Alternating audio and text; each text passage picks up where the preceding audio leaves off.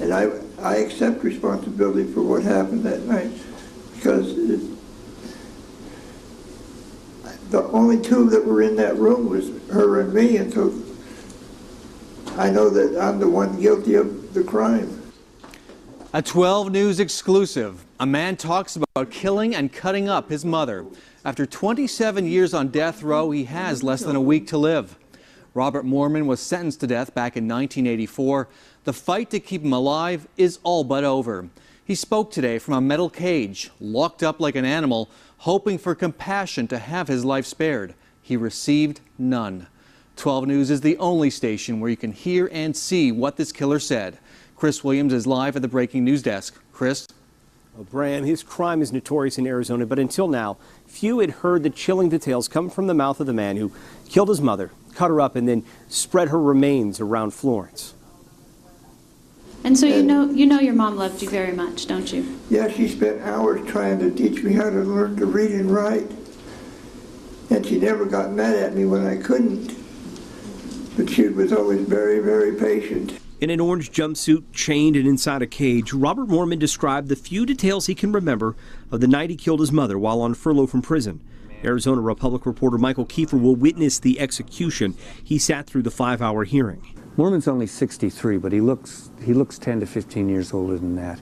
He's a pudgy, sort of slumped man with the head shaved, and speaks in a very croaky, yet at the same time childish voice. His fingers poking through the metal grates, Moorman described what he called memory fragments from that night.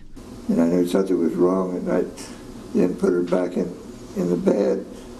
And I do not remember cutting her up.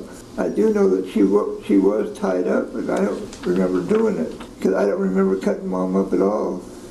What is the recollection that you have of that day? Oh boy.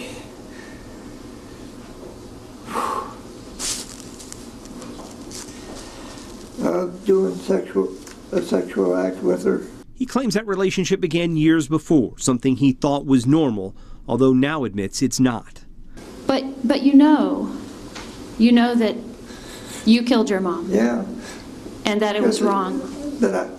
I accept responsibility for what happened that night.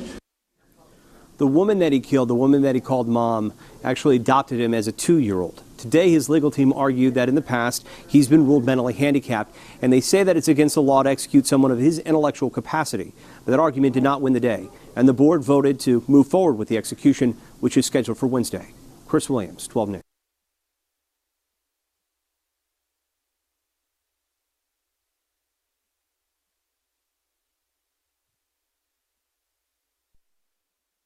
We just brought you the story of the soldier accused in the massacre in Afghanistan. Well, now